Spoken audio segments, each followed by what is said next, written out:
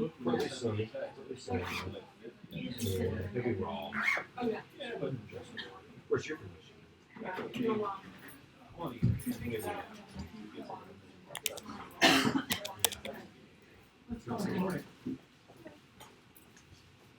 Your first one, right? The first one I have a chance to convert you. What happened to me?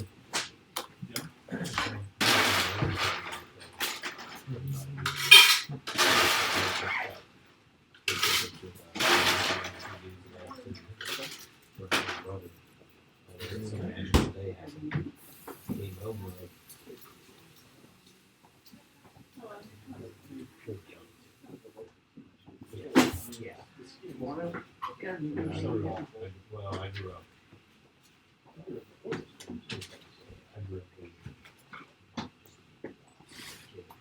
Harrison, how you doing? What up? You I left my keys in my jacket pocket. So when I go home this afternoon, if I can't find my keys, remind me I left them in my jacket They're in your pocket. jacket pocket, Basil. Gotcha. Telling a good one.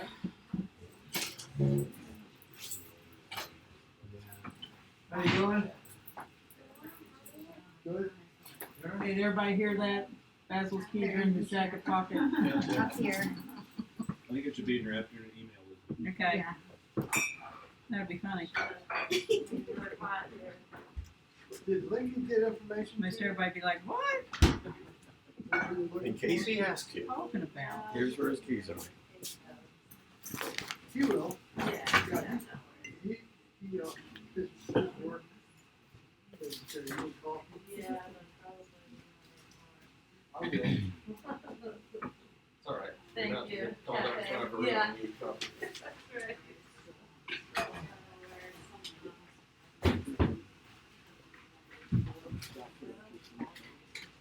No, good, reach out to him yet.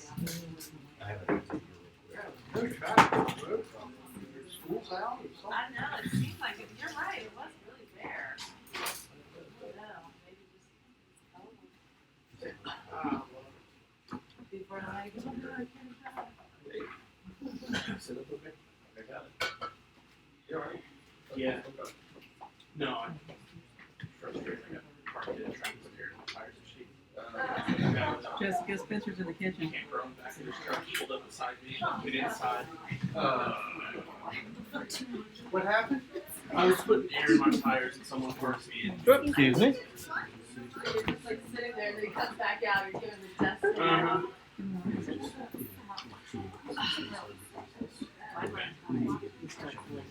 Yeah, Blake keeps Okay. on time. Permanently or So,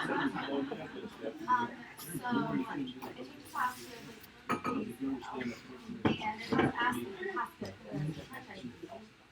and so now that you have to. Nothing else. No, the only way past that passcode is to is the only one. Nobody, it's not in the database somewhere? You remember when the FBI couldn't crack someone's phone? Right. Okay. That's why, just the only passcode. That's what. You're trying to figure it out. So, yeah, yes. I And it can't. mean, I can do Oh, calls, wait. like, you know, answer the phone Right. call. That's okay. Is your phone backed up? Could you just wipe it from the Most of it's store? gonna be back, but I mean, You would whatever's lose lost. your texts. Yeah. It's what it's Alright. basically. Yeah, I'll figure it out. Thank Hold on, let me look. Jesus. Oh, okay. They need some kind of confirmation, serious question or something, I don't know. Yeah, that's it, you're right. And so now, when I get done with here, I'll figure out. Can you pull it up? Oh, you know what? I forgot how to get the Figure ceiling. this out loud. Oh. We can close that Friday. I did get the notification. Get ahead of myself. So let's see, close this Friday. I couldn't leave Well, that. definitely we can close maybe by Monday. Try to get that closed disclosure out and throw it in the trash. Not that quick today. So it was all. But either way, I'll text you. Can't have that. This is back. Tonight, she's for an office bathroom. Okay, okay. Thursday night,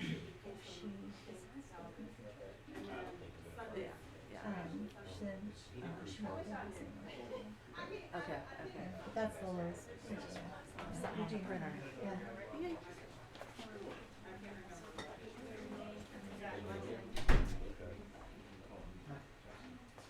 Can you show me that? Yeah. Just a Joe Schmo.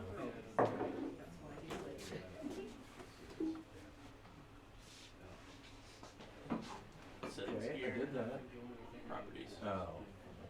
USB audio codec is the ceiling mic.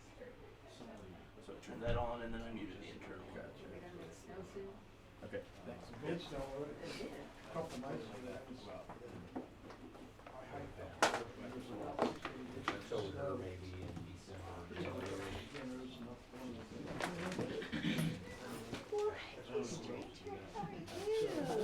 I can sell out pretty good, but the next 3 or 4 nights, they could probably open, 3 or 4 nights and open snow, they won't.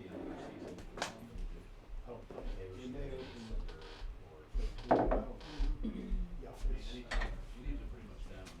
they typically never open What's in before baby steps? Thanksgiving. Give me something to do in a month. Shit like that. So, All right, good morning, folks. Thanks for being here. Quick reminder, who's coming to the Social Thursday? All right, that's great, that's great. Please try to make it, your families are welcome. There'll be a buffet that'll be set out around 6:30 or so, and then you can hang out as long as you like. where is it? Cross Keys Vineyard. And Basil's keys are in his jacket pocket, in case he asked him. He wants us all to help him remember. Basil, you should come join us. Are you gonna come? More likely. Good. We will call If we're you if lucky. we don't see you. I will call you. There you go. That's a deal. Okay. Somebody don't let me forget. Erin is here today to talk to us a little bit about a financing program for certain folks in the city, and then as always, you can hit her with whatever financing questions you have. Do you need anything up here? No. Okay. Come up. Come on. Okay. Hi. I'm your local friendly lender. Friendly lender. So today, just real quick, I found out about a program that I'm real excited about. It's through the Harrisonburg Homebuyer Assistance Program, which is offered through the Harrisonburg Redevelopment and Housing Authority. Has anybody heard of it? No, I know. I was like, what is this? So it's a program that gives down payment assistance up to $10,000 and $4,000 towards closing costs. Wow. So $14,000 of good money for a first-time home buyer. I do a lot of VHDA loans, which are good because they're open to the city or the county. It's not limited like USDA is. So this is another opportunity to help. It is targeted towards low to moderate income households, and the income restrictions really aren't as bad as you might think or as low. So, for example, let me give you some details. So, the down payment assistance is $10,000. It is at a 1.5 interest, so they do pay it back. But the $4,000 is just free money. So as long as they live in the home for 5 years, they don't have to pay it back. So the $10,000 they do pay back at a 1.5% interest, and then the $4,000 is free. The credit score requirement is only 620, so that's really good. And in conventional land, we can go down as far as 620. Of course, interest rate's not going to be the best, but it matches up there. And then as far as income restrictions, to give an example, for a family up to 4 persons, the household income can be up to $50,000. Oh my gosh. So if you have somebody in the city, and it is limited to the city limit, so has to be within the Harrisonburg city.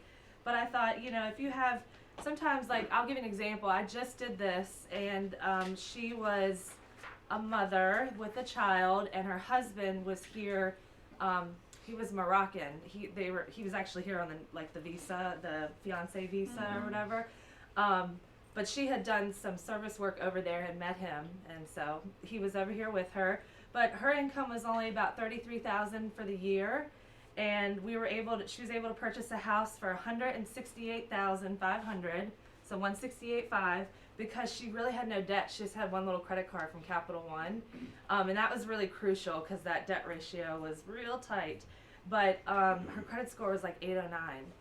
So she got the $10,000 and she got the $4,000, and she was just really excited because, I mean, she had about $5,000 in savings, but that let her keep everything because that's pretty much what she had. So it's just something to offer clients if you feel like that might be in that price point or in that income. You know, I'd love to talk to them, and if you have any other questions, just come and see me. Great. Does it apply to Stanton as well?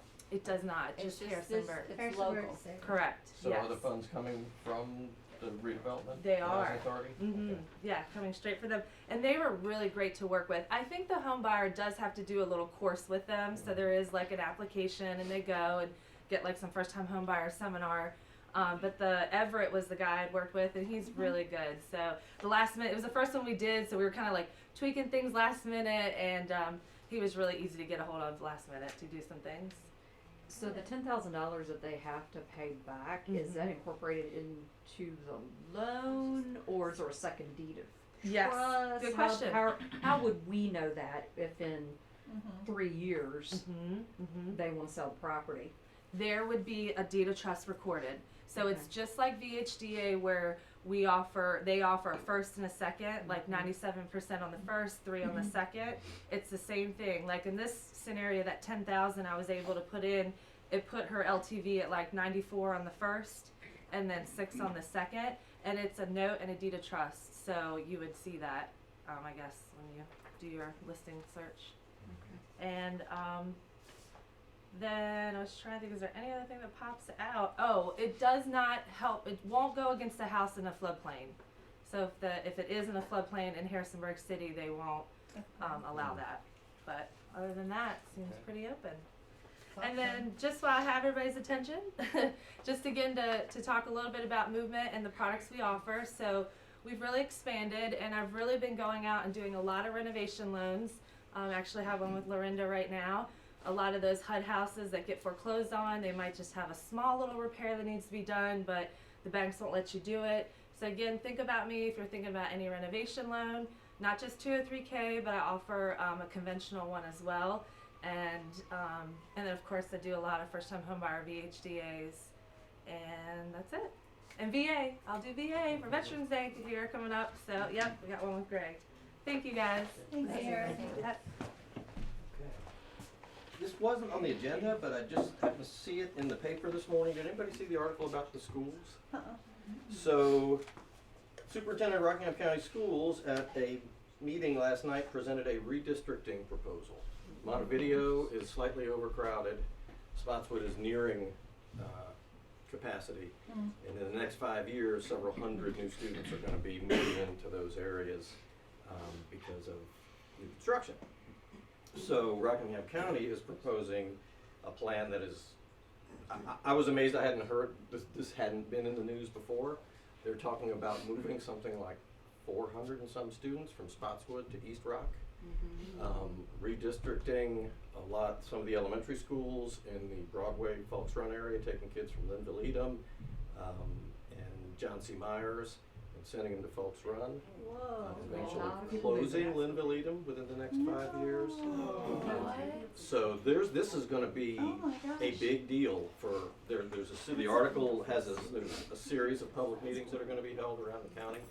And this is something we really need to keep our eyes on. I'm going to see if I can get my hands on that proposed map, and if I can, I'll get that to everybody. But I mean that's going to have to be a conversation with every buyer now until this gets resolved. So Yeah. that's I had the a- monthly even. I had a lady That's in the call, code. and she's looking at selling her house in Grottoes, because they're looking at Grottoes going to East Rock, Right. and her kids are in Spotswood at this point, so they're old enough that she doesn't wanna switch school districts. There's gonna be That's going to be the people thing. When they So- first did East Rock, Massanutten kind of got sliced down the middle, and Yeah. we were told, if your kids are already in Spotswood, it's your choice. If your kids are not in Spotswood, from here on out, they're going to East Rock. But I think if depending on what the transition is, I mean, that's disrupting Mhm. 400 Yeah. families possibly. Yeah, so that's why she was looking at selling, trying to stay in that Spotswood. Wouldn't they grandfather that? I mean, if, I don't know. I mean, that's all the kind of stuff I think that they're going to be talking about in these town hall meetings, and that we need to keep our eyes on. But we're going to get peppered with questions by buyers, and if we're not, we need to inform them if they have school-age kids, Yeah. because There it is a sounds like a lot of possibility the elementary districts are going to change. there is a possibility that if you were to pay, you can kind of stay there. Yeah, that's usually But- expensive. Well, it's usually expensive, and they're probably gonna put a cap on it, because then everybody's not gonna move. Right, You know? right. Yeah. Because before Sarah bought, she was wanting her kids to go to, school out by us, and being that we lived there, she could have paid a difference. We need to get her out of the Yeah. apartment anyway, but, Yeah. so, but again, yeah, it's not cheap, and they're gonna end up putting a cap on it, cause otherwise nobody's gonna move, Yeah. and then you're overloaded And anyway. think about what that might do to values in some places. You know, if you Yeah. live in Linville and you've been Wow. transporting yourself and your kids back and forth to Linville Eden, and now you're going to Folks Run, That's Folks, crazy. Mm. it's a big deal. I've heard That's a really, really big sweet things deal. about Linville Edom. That's such Yeah, a great yeah. little elementary school. So I think this was the initial proposal, and his point is a good one, and it is, we gotta be good stewards of the county's money, and it makes more sense for us to redraw these lines than to build another high school in the eastern part of the county. Which makes a whole lot of sense, Yeah. however, it's gonna be very disruptive to families, and it's Yeah. gonna be The kids. part of a lot of buyers' decisions, Yeah. so. We went through that in Augusta County, and like we were at my son was at Clymore. We just lived like literally 2 miles away, and we got district to North River. So then I had to take him all the way out to North River. It was quite a process in Augusta County. A lot of Mhm. hearings, a lot of people fighting it, and then to Greg's point, they kind of did a lottery with people that. Because think about people, we had a lot of people that work factory work down in Augusta. They work night shift, and so they had babysitter. I mean, it was Right. like there was a single mom who got up and talked, and I was like, oh my gosh, I'm gonna lose it, because I just felt so bad for her. Yeah. It's Yeah. crazy. So It's yeah, gonna have a big. go to the meetings if impact. you want to. Yeah, Right. that's where you hear all the. So, yeah, the meetings are published in the paper, I'm sure they're on the county's website as well. And we'll see what kind of information we can get. But, I mean, we may see people like Greg's saying, it may cause a spike in real estate activities, people try to reshuffle around. Well, the that county. happened Who with the knows? Broadway TA district back a few years ago. Yeah. There was people moving to stay within the district. Mhm. Interesting stuff. This also just happened. I got an email about it yesterday. So the NAR National Convention is going on in San Francisco right now. And the big issue of the whole convention was the MLS committee meeting and this pocket listing policy. So the NAR published a sample pocket listing policy about a month ago. Bright MLS immediately adopted it, so all of those tens of thousands of people that are in Bright have been under this rule for about a month, and they are furious about it. I mean, it is the talk of the real estate world if you're involved with them. What the rule says is that listings have to be in the MLS within 24 hours of marketing to the public. It does allow for what they're calling office listings, what we would call an MLS exclusion. You've got the property listed, but your client does not want to be in the MLS for whatever reason. I've heard lots of people, well, not lots, some brokers from Charlottesville complaining that they've got celebrity clients over there that don't want their information published. And they were fearful that this was really gonna throw a wrench in that. But I don't think there's any way you can ever override what your clients want, Right. within legal limits. So we can still do an MLS exclusion, it sounds like. That'll be called an office listing, but there will be no more coming soon ads or signs or social media or any of that stuff. So when NAR makes a rule like this, it trickles down or is implemented, mandated into everybody's MLS policy that's part of the Realtor Association. So we don't have a choice about it. It's not something the MLS committee or the board gets to decide if they want to adopt. I'm just going to say our rules have changed and this is the way it is. So I think it goes into effect the first of the year, and then there's some kind of grace period for 3 or 4 months if MLSs need to make technical changes or something, but pretty much the first of the year. Is the requirement that we have to have the pictures in the MLS, is that a local requirement? Is it our company requirement, or is it an MLS requirement? Because that's why I use the exclusion. Mhm. I'm sitting down with Sally and Bob, to write Right. a listing agreement, but obviously I can't get pictures to the MLS for Right. at least a week by the time I go schedule it. Right. We do an awful lot of exclusions for that reason. It is our policy that the listing doesn't go in until we're ready to put our best foot forward with all the pictures. Time that. Basil, on the listing agreement, you can write the date of the listing, and Yeah. then there's, in the halfway through it, there's a date when the listing actually starts. Commences. So if I make a listing agreement today, I can set it to not start for 3 weeks. Excellent. I understand that. Yeah, and So that allows between for your that, when you pictures. take the listing, No, it says if you're marketing it to the public, right? Right. Right. It's all about marketing it to the public. You don't need So you don't need an Yeah. exclusion if you're not doing no marketing with it until you get the pictures. I Yeah, probably explained that but- badly, but- somebody else can but take over. the client, the client has to understand why their property is not being, marketed for Sure. another week or 10 days. Yeah, Sure. just I always tell them we're not Tell them doing it after until the the pictures pictures. come Yeah, in. that's what I do. Yeah. The day after the That's all fine. pictures. This is just to prevent the coming soon ads and also the kind of private MLSs that we're forming, especially among luxury agents. 8 or 10 agents would get together and say, hey, we don't want to share our listings with the general public because the general agent doesn't know how to handle this kind of listing, and I don't want to work with some bumbling agent, so I'm just going to share it with you all who really live in the luxury world. And that was going on in a lot of areas, and really goes against the spirit and rules of the MLS. So I think that is going to be. I mean, it was officially passed by the MLS committee yesterday, so I think it is the new world order. So basically, if we have an office listing, we can't market it to the public. Right. At all, which Right. means no sign on the property, Right. you know. That's a good question. I think we'll have to. I haven't read the whole thing, or if there are those kind of details, but I think probably true. Yeah. Is that a good thing? Bad thing? The sign would be a little If we bothersome. put it on Climb A announcements, being that's private, would that be That's still? fine. No, that's fine. That would be fine. Yeah, 'cause we're not marketing to the public. Yeah, I think in that, we're not marketing to the public there, and we're working for the benefit of our buyer clients to make sure they. Okay, so a few, not too much, but a little bit from Affiliates Day and Laura Farley's Legal Updates class. I learned a couple interesting things about the POA Act. She really kind of shocked the whole room with one fact. So we start with the act itself. One of the most common questions I get is who's included? Does this property has covenants and restrictions? Do I have to request a disclosure packet? What are the triggers for that? If they have to pay a If fee. there's money involved, Yep, if there's the ability or the possibility that money's involved. First, it has to be residential, but then if there are maintenance responsibilities, like even a shared road, or the association has the ability to impose fees, then it falls under the act.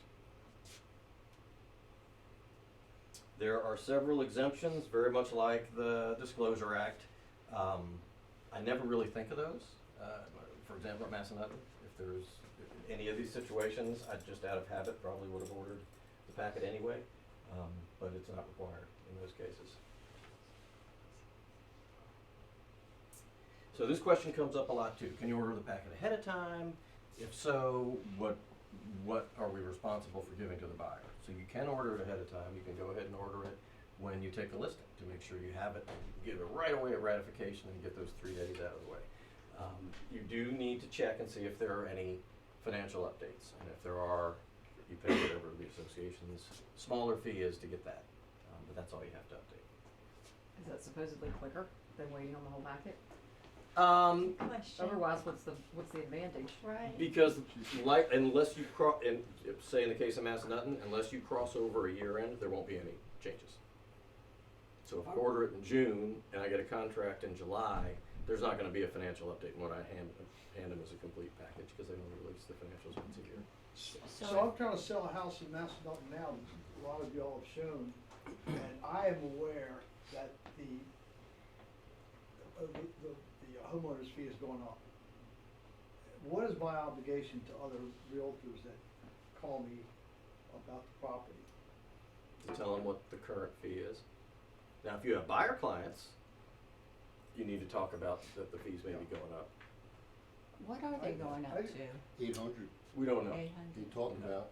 There's all kinds of speculation, there's all kinds of craziness going on. What's happening at Massanutten is Great Eastern sent a letter to the board a couple months ago saying, in the past, we have paid a few $100,000 a year for use of your roads and the benefit of having the private police force for all of our guests and our employees, and we've decided we're not doing that anymore.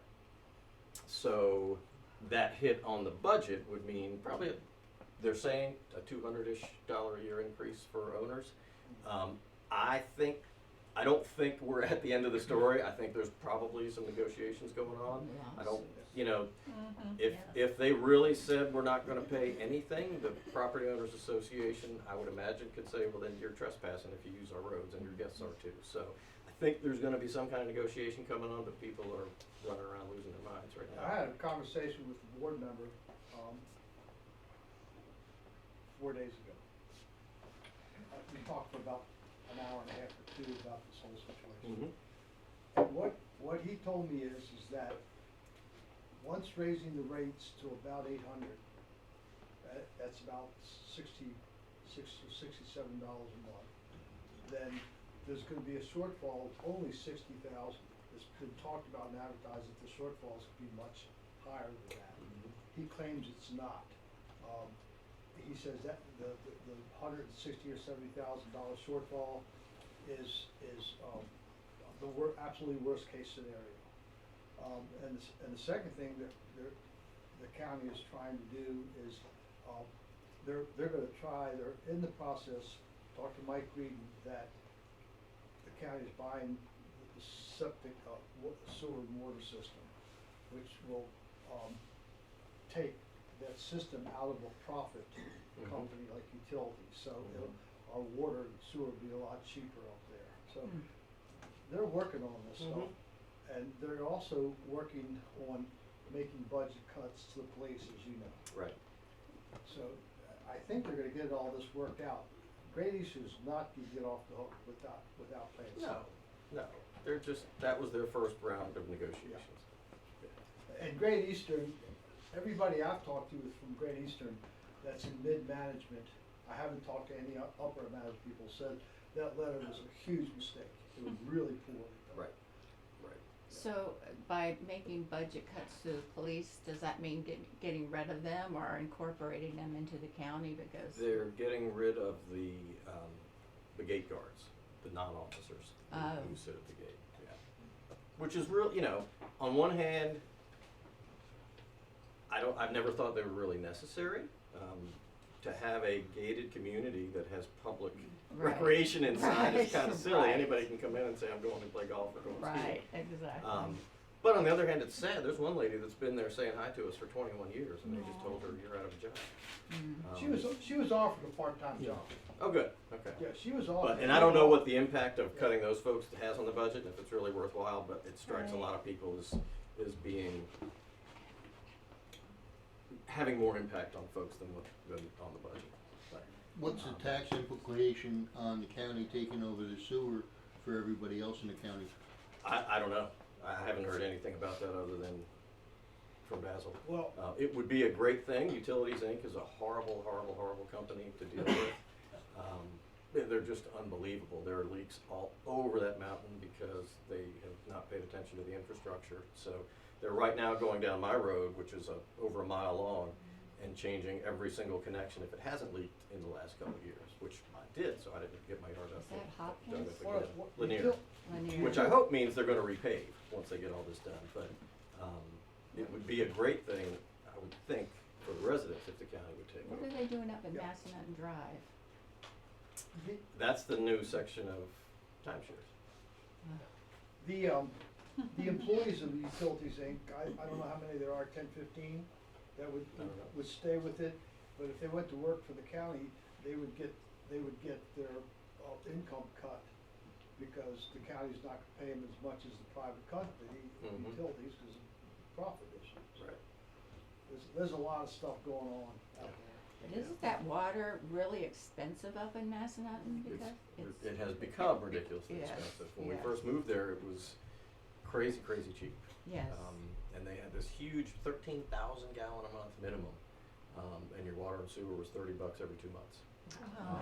And now it's 4 times that, 5 times Yeah, that. And the services are just, you know, if the services were great, that would be one thing, but there are leaks all over the place, the water's, it's just, it's not great.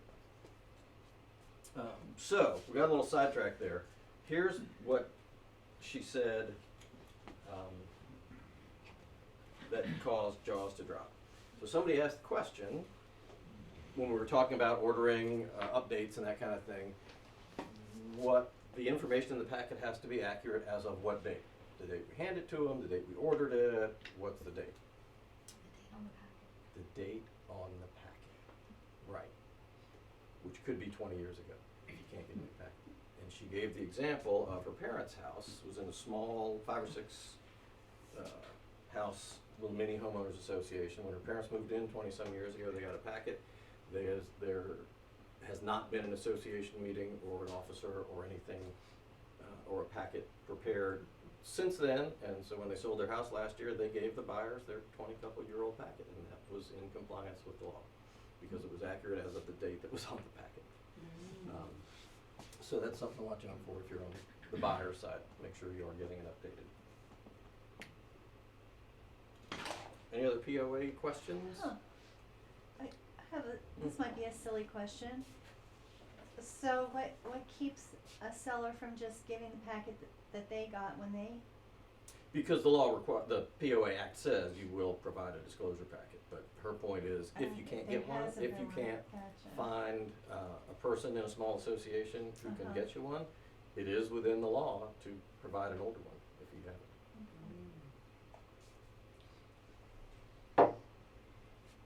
So we had, and it was, I believe, the 8th year that they've done it, a summit called the Bike Walk Summit in Harrisonburg a few weeks ago. Conmay sponsored that. Sally is very active in that effort and brought that to our attention, and so Synergy team decided to become a sponsor of that, and Sally had a nice Conmay table set up there. We got a lot of great publicity and recognition, but it was a fascinating conference, partly because I enjoy riding my bike, but what is happening in urban areas and what is beginning to happen here is really, really interesting, and is going to have a big impact, I think, on our business. So what's happening, we can see it here. I'm going to show you a few pictures of DC in a minute. If you've been there, there's been an amazing transformation. But the overall effect of this is we're taking cars off the road and people are commuting by various forms of non-automobile transportation, whether it's bikes or these little scooters that you can rent around town or anything like that. In DC, if you've been there over, on and off over the last 10 years, you've seen an amazing, amazing transformation. They now move 5% of their commuters by bike. So that takes if you could imagine a picture of gridlock, 1 out of every 20 cars is now gone, and they're in a bike lane. And the impact on the city and the bike share program that they have is absolutely amazing. The bike share program is now e-bikes. When it first came out, they were regular pedal bikes. They were very heavy. You could get around because it was mostly flat, but now they're e-bikes, so they're accessible to anybody. Let me show you a couple pictures of what they've got infrastructure-wise, because we're going to talk about that.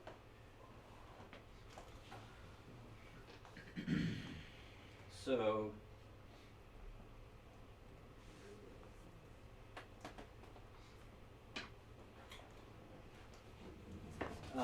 so here's a few pictures of what's happening in DC with the bike lanes. There are separate traffic patterns now, some protected by these hard barriers.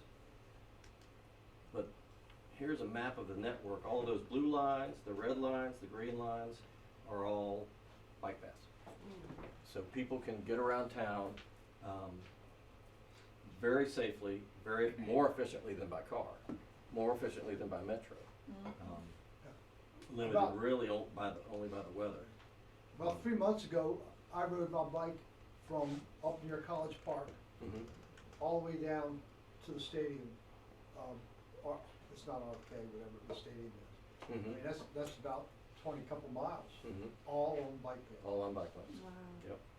So here, And I could've gone the to Mount absolute Vernon. best kind, where you're totally separated from traffic. Wow. Designated. Yep. Or here, where you're just blended in, but there's lots of visual markers. And you see everybody wearing helmets here. I saw a fascinating little thing online yesterday, which was a picture of some Dutch city, I don't remember what. And people of all ages were riding, and nobody had helmets on. Sweden. And Sweden, and the point was only I think 5% of the people wear helmets, and those are the sport riders. Everybody else has their own bike lane and their own bike path, and we're all pedaling I commuter think that bikes was Amsterdam. at a slow pace, and nobody thinks to wear a helmet because you're not trying to avoid vehicles. And you're not riding at breakneck speed. So micromobility is what they call this. Vehicles under 1,000 pounds. Bike sharing is a big part of it in major urban areas. DC is actually one of the world leaders. They were one of the first major cities to adopt it. Paris was probably the first major city to adopt it. In Asia, there are millions and millions and millions of bike shares, shared bikes, and for that population to get around. There are even, it's starting to branch out into things to adapt for local areas. So in the Northwest, where it rains a lot, there are bikes with basically a little eggshell over them to protect you from the weather, and people commute on those in the bike lanes. We are well aware of the scooter kind of phenomenon. That happens in cities as well, all over the place. A shared thing like these where you just have an app. You go in, it turns the scooter on, you drop the scooter off, record where you dropped it off, and it charges your account. Makes a lot of things more accessible. So the thing a big part of the discussion in this conference was the city needs to be ahead of these kind of things so that we all don't wake up one morning and have scooters on every corner like we did and have no ordinance to deal with it. And what these companies do very cleverly is they look for college towns and then they research and see if there's any laws on the books about scooters. And if there aren't, they just drop them and go, because the kids all know what they're about, and people see the students using them, and then they get adopted by the general population. So Harrisonburg now does have ordinances about scooters, but they're trying to do things like this so they can plan ahead of it. But there's a lot of talk about how did we get caught so off guard with that. So they had some interesting studies to back up why people are kind of, well, and the other question that I kind of skipped over is the infrastructure question, and it's a chicken or the egg issue. Do cities wait until there is a kind of a critical mass of pedestrians and bikers commuting before they decide to spend the money on infrastructure, or do they build the infrastructure with the idea that people will then get out of their cars and take use of Well, it? I can tell you from the county's point of view is, cause I'm on the, Citizens Advisory Committee for Bike and Pedestrian, that what we do is follow VDOT's, paving schedule and then beg them to put a wider shoulder. Mhm. But, now with all this new development around 280, you notice that big old bike lane, Mhm. that was planned. Mhm. And all those little developments that are gonna go off of Boyers Road, the developers are gonna put bike paths in. Good. And so, Awesome. and there's like, it's a mixed use that's Mhm. gonna be down Boyer, so. Fantastic. So it's a little bit of both, but it's Right. easier to plan them than Yeah. to, Metro. Retro, right. Yes. Right. And following the paving schedule, I'll give Basil some credit here. When the road leading into Massanutten was scheduled to be repaved 10 years ago or so, Basil tracked down the VDOT engineer, Don Camora, and basically hounded that guy until he finally said, okay, we're gonna put 4 extra feet on there, you can go ahead and ride your bike. And the same thing Wow. when the inside road was done. He pretty much lobbied, and so now everybody coming in at Massanutten has a bike path. Well, Right. well, the issue was they were gonna widen it, but they wanted to make the driving lanes wider. Right. There are 11, they wanna make the driving lanes 12, but statistically, what happens when you make a driving lane wider, cars go faster. Right. That's right. And, you know, I presented this and some other stuff, and thank you. Yep, it was a great example of just getting in front of the right people and making your case. So, what's driving a lot of this, and this is pretty interesting, that of people's daily traffic patterns, whether it's commuting or running errands or what have you, 50% of all of those trips are under 3 miles. 60% under 5 miles, 80 under 10, 95% are under 20 miles. And with an electric assist bike, for example, 20 miles is a doable trip in an hour, a little over an hour, depending on what kind of terrain you're on. So it really kind of changes the possibilities for folks. So what they call multimodal works best. The ideal would be families have maybe one car that they use for longer trips, whoever needs it, but that maybe mom and dad are commuting on a regular basis on something else that's more efficient. And scooters seem to be ideal for urban folks who have super short trips, or especially college campuses. They're just a really good fit for that. And I would think, I don't have any numbers, but I would think, thinking back to when I was a student, there were a whole lot of short trips in a car to go here, there, or wherever, which kids with a backpack and a scooter can now do probably more quickly, more efficiently. So e-bikes I just mentioned, these are, there's definitely one of these in my future. These things are amazing, and they're getting good enough from the fun perspective that the mountain bikes really ride like mountain bikes. But usually in the down tube, the angled tube that goes from the handlebars down to the pedals, inside that is a little bit bigger, and there's a battery in there, and then there's a motor on your chain ring, and they are not. There are I think 3 different classes. The ones that you generally see are not twist the throttle and just go. They're pedal assist, so you have to be pedaling, and you can tell it, I want a 50% boost, 100% boost, a 200% boost. And the more boost you need, the quicker it's going to drain your battery. But it allows people to commute without getting all sweaty and messy going to work. It allows people to go, I could reasonably commute from Massanutten to here. When Basil and I have done that, once or twice a year for the past several years just for fun. And it's a little more than an hour and a half ride each way. And so you have to really replan your day. We have a friend who lives in town now and works at the Massanutten Bike Park, and he commutes on an e-bike. He just rides it up over the backside of the mountain and down, and same thing coming back. They're really, really amazing. In an area like this that's so hilly, the average person has trouble riding east to west, because you're always going up or down some big hill in town. With an e-bike, everything's accessible to everybody. You just turn up your boost a little bit and pedal along like you're on flat ground.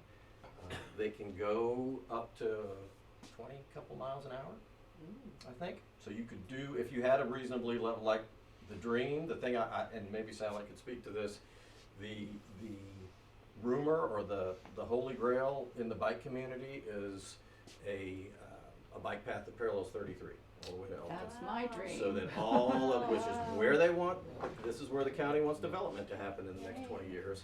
And then all of those people would have a safe way to ride back and forth to town. And on an cross e-bike, you could ride from Elkton to here in a half hour on a nice flat ride like that. Wow. So get a lot of cars off the road, save people a lot of money, get people some exercise, just a lot of benefits. So, but here's the game changer, and I showed you those pictures in DC. Bike lanes that are protected by a physical barrier gets people who were not already part of the biking community onto bikes. That's right. Those are the folks that don't feel safe on the shared lanes riding up and down Main Street downtown. No, it's the folks that have been on bikes already, that are used to traffic, that are comfortable, but it's hard to get new people to say, yeah, I'm gonna get a bike and ride my bike to work up and down Main Street. But if there are protected lanes, that is like being a kid again. Right? And people feel very, very, There's a very, very side safe. benefit too, people start getting some exercise. Right, right. Yeah. Greg, my takeaway from the summit was Harrisonburg, for the size town we are, is way ahead of the game. There were some industry experts there and a keynote speaker, and they made comments like that we've never been to a town that was twice this size, that had this kind of infrastructure. And a lot of it is because we've got an incredibly smart, active advocacy group in the bike community. And they're nice folks, so they get along well with the city. They don't come in like a bunch of crazy activists demanding everybody in the world put their cars away and ride bikes. So they're making very, very good progress. I think from our perspective, there will be folks who want to move from the county to town so they can live a more car-free lifestyle. The town is really doing a good job of trying to get the infrastructure in place. And that kind of infrastructure is a lot cheaper than for cars. You don't need nearly the depth of base or the width of road or any of that stuff for bikes that you do for cars, so it'll save the city money in the long run as well. So this is an annual conference. It's going to be coming up again next year. I would think we would like to sponsor it again. There were no other real estate people in the crowd except for Sally and me. So Derek was there, Derek, oh, you're right. Derek was there. So, but it's comments? by invitation only. Remember that, that's important. What's what, invitation? Well, how does the- that? I the just signed summit? up. I saw it online and signed up. Well, Or did she may somebody have send me sent that? it to, Okay. Ann may have sent it to you, but Okay. yeah, you have to be invited. Anybody And wants she- to go, let me know. We'll make And sure she you get sent invited. it to you because Because we sponsored it. yes. Yeah. Mhm. Anybody have comments on that? Yeah, Anybody see, hear Everybody those has kind of to- comments from their clients? everybody has to be aware of what Sally's doing. That bicycle pedestrian advisory committee is pretty unique. I mean, it's a subcommittee sanctioned by Rockingham County. Mm-hmm. Yeah. And you can imagine, I mean, the challenges in the county are tough. You know, putting bike lanes on country roads is pretty much impossible. So Right. it's gonna be a matter of, I think, dedicated bike paths and things along major roads to help folks. I'm terrified I'm gonna accidentally run over someone on Mount Clinton Right. Pike. It's Right. awful there. It is so awful. I cannot imagine people riding the way they do. Well, this year they had 3 bicycle accidents, hit and run in Yeah. the county, That's, hit and run. Yeah, it seems like there's more and more. and Yeah, that's why Because we more want people this. are on bikes, but the idea of hit and run just designated. amazes me. How do you run over somebody and just leave them on the side of the I road? just I don't don't think our know. police are doing enough to find, like the woman that hit Mhm. Dennis Hess. Was, They haven't found anybody yet? No. Yep, it's a shame. They got a description of the car, description of the woman, Mm-hmm. Oh. how she was dressed. She actually got out of the car, looked I'm at worried it. for a minute. Here. On the left, yeah. I Yeah. So we've got our Senior Santa project underway. I owe some of you some tags, I think. If you haven't signed up and you would like to, just shoot me an email and I'll get you a tag and put it in your box. We also have our Salvation Army bell ringing coming up, I think. Can't remember the exact date, but the sign up is online. Just click the link Quick sign in the this. HRAR newsletter. Super rewarding activity. And then the holiday reception, which is always actually a lot of fun, gets an incredible turnout, is December 5th, and I think that's 4 to 6. Is that right? Any other HRAR news from our officers? Anything going on? No? Nothing exciting at this point. Okay. Actually, I just saw an email this morning. Funkhauser is having a realtor open today. Can't remember the name. Oh, it's canceled? One was canceled, but then they sent another one this morning. Oh, is it the same one? No, they have 2 different ones. Okay. So Brenda has this coming. Oh, yeah, that's the, Mm-hmm. What's it? Is it coming soon? well, hopefully it's This coming is an today. office listing at this point. Hopefully this will come on the market today. That's the goal. This 605 15th Street in Grottoes. This is basically like a new house. Kitchen, all new, everything new, stainless, major appliances 3 years ago. Kitchen cabinetry, floors, new HVAC. The roof was new just this year in 2019. So new, everything new. Yeah, 3 bedrooms, bath and a half. Cute front and backyard, pretty large front deck and pretty large back deck. Yeah, How much? 178. Wow. How many bathrooms? 1.5. So the master has a half bath, and then a shared full bath. But Very cute. asphalt drive, How many Yeah. square? 1138. A great, it's just everything's done for you. It's all done. Everything's been done. The decks have just been restained just a month ago, so everything's good to go. Nice. Yeah, give me a call, or you should see it on the MLS later today. Okay. Who else has listings they want to talk about? 1941 Rhiannon.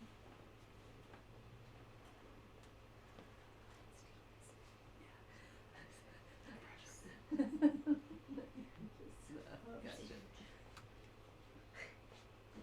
we go. Okay, this was built in 2018, with, he went over and above all of the requirements as far as the building, codes, 7 bedrooms.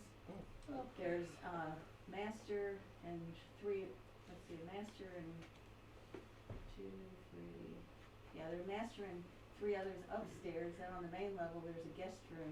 Then down in the basement, there's 2 more, with full bath, living room, another area for laundry. It could be a separate living space. They have it rented right now just to some friends who are building, but it could be, whatever. Quality build. It's, there are 3 houses on the cul-de-sac that are actually in the county, but they still have city schools and city utilities. So they changed the schools on those, because they used to be like the county bus would have to go all the way back there to get the kids, so it is city now? No, it's city. Okay. Yeah. That's interesting. And there's no way for me to put that in the Paragon. I just had to put other, and then in the remarks, say that. Okay. And the only reason they're moving is he works on the other side of town, would like to build in Crossroads Farms.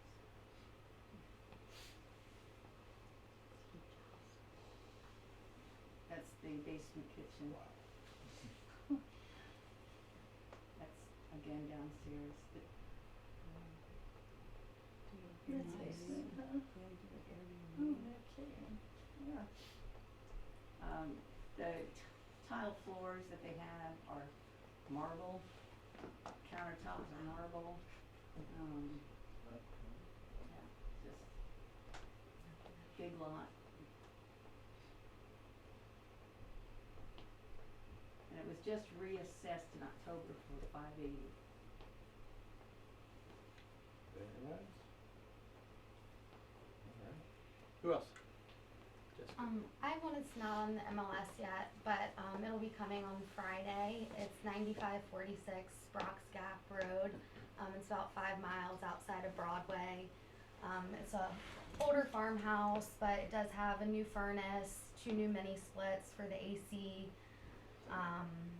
3 beds, 1.5 baths. There is just a half bath upstairs and then a full bath on the main level. It's on 1 acre. And then it's got 2 pretty decent sized outbuildings, and it's gonna be listed at 180. And I have photos if you want those, I can send them to you, but it'll be in the MLS on Friday. Okay. Anyone else? 15346.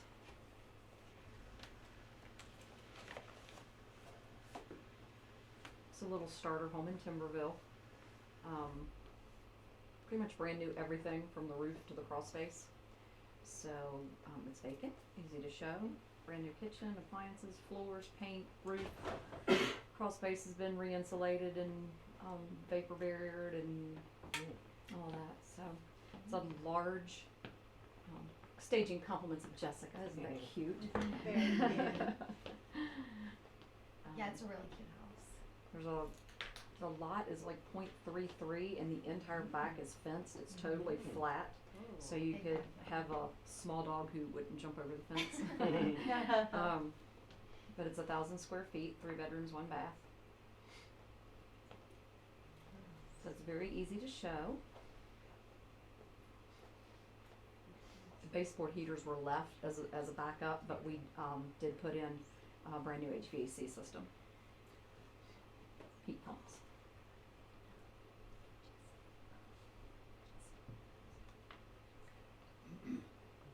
So please show it. Looks great.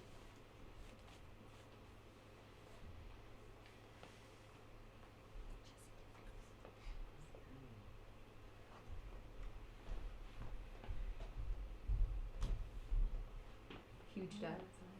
Yeah, that's really nice.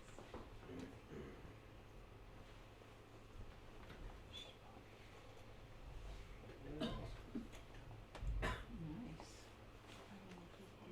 That looks bigger than the house. It's really not. It's that wide angle lens. All right. Who else? Nothing? Okay. Have a great day. Right to Tina right now. Get sidetracked. See you later. They'll be happy with that. Okay.